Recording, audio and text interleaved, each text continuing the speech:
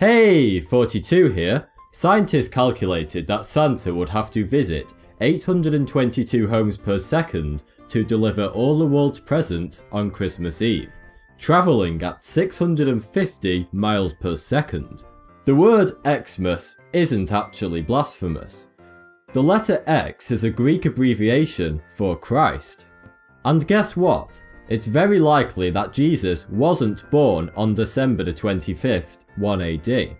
Many theologians estimate he was actually born in September between 2 BC and 7 BC, which means the calendar as we know it may be out by a few years. Oh, and Jesus was actually born in a cave, not a stable. So then, why do we celebrate Christmas on December the 25th? There are many theories to this, but a popular theory is that December the 25th was chosen because the winter solstice and the ancient pagan Roman midwinter festivals called Saturnalia and Dies Natalis Solis Invicti took place in December around this time, and it was more convenient to have all festivities at the same time.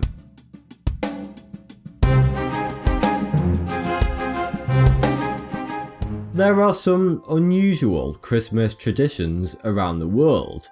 For example, in Iceland there are 13 different Santas, including one called Gryla, who is a horrifying old woman who kidnaps children on Christmas if they've been naughty. In India, fir trees and pine trees are extremely scarce because of the climate, so Indians decorate banana trees and mango trees instead.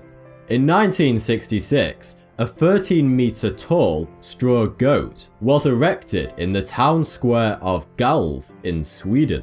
But at the stroke of midnight on Christmas Eve, a vandal burned down the goat.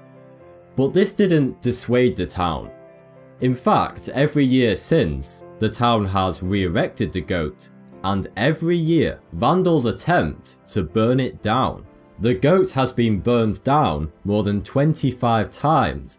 In fact, it has been burned down so often that in 1988, bookmakers began taking bets on the goat's survival. And in case you were wondering, no, the town doesn't want the goat to be burned down.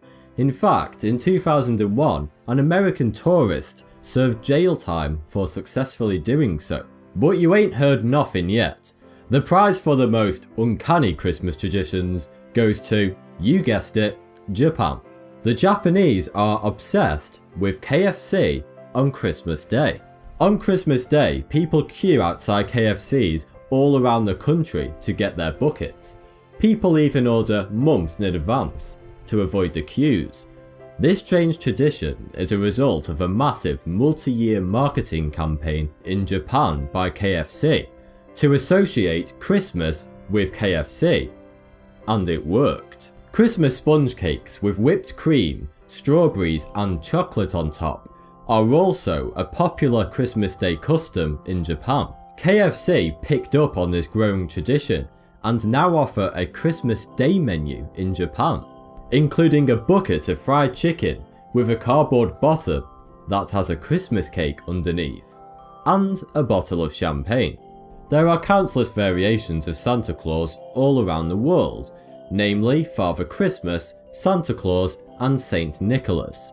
But what's the difference between them all?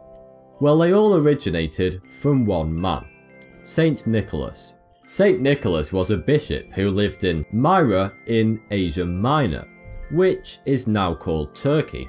Around the 4th century AD, he was a very wealthy man because his parents died when he was young and left him a lot of money. He was also very kind and had a reputation for helping the poor. There are many legends surrounding Saint Nicholas, but one famous story tells us how one night Saint Nicholas secretly dropped a bag of gold down the chimney of a poor family. The bag fell into a stocking that had been hung by the fire to dry. This is believed to be where the custom of hanging up Christmas stockings originated from. By the 16th century, the stories about Saint Nicholas had become very unpopular, but someone had to deliver presents to children at Christmas. So various countries invented their own mysterious gift givers. The UK came up with Father Christmas. In France, he was known as Pierre Noël. Germany named him Christkind, and in the early USA, he was named Kris Kringle. Dutch settlers in the USA took the stories of St. Nicholas with them and came up with a new name for him, Sinterklaas, which turned into the now widely adopted Santa Claus. But where does Santa actually live? There's a lot of debate over this. The UK, USA and Canada believe he lives in the North Pole. The Norwegians believe he's in Drøbak. The Danes say he's actually in Greenland. But the Finns are adamant he's in Julica, Lapland. And Finland's tourist board are out to prove it. Santa's Lapland property is an impressive 86 acres. And he has his very own managing director. Private meetings can be arranged with Santa for a hefty $1,360. Each year, more than 70,000 visitors come to Julica to visit Santa. And the post office receives over 500,000 letters to Santa from children all around the globe. And Santa is able to reply to about 40,000 of these, in up to 12 different languages. So does Santa really live in Lapland? Well, at the end of the day, every country has its own stories and traditions surrounding Santa Claus, and it's really up to you who you want to believe. Now for the big question. Did Coca-Cola turn Santa Claus red? Well, not really. The red and white coat dates back well before Coke's 30-year-long Christmas advertising campaign. It's believed the red originated from St. Nicholas, who was the Bishop of Myra. Red and white were the hues of traditional bishop's robes. The truth is, Santa has been portrayed wearing various coloured robes, including both red and green, for centuries in children's literature and paintings. However, Coke are largely responsible for popularising the jolly red image of Santa we know today, and enforcing it as the status quo all around the globe. But getting in touch with Santa is easier than you may think. He has a real zip code. Every year, postal services all over the world are flooded with letters to Santa. The Canadian Post Office received so many, they set up a special zip code for Santa. It's ho, ho, ho. You can write a letter addressed to that zip code in any language, and you will receive a letter back from Santa. But where does the tradition of Christmas trees come from? The evergreen fir tree has been used to celebrate both pagan and Christian winter festivals for thousands of years. Nobody is really sure when they were first used as Christmas trees, but it probably started about 1,000 years ago in Northern Europe. However, many early Christmas trees were hung upside down from the ceiling using chains. The first documented use of a tree to celebrate Christmas was in the town square of Riga, the capital of Latvia, in the year 1510. The money involved behind the world's biggest holiday is astronomical. Americans alone spend over $469 billion on Christmas shopping every year. The average American spends $707 on Christmas gifts every year.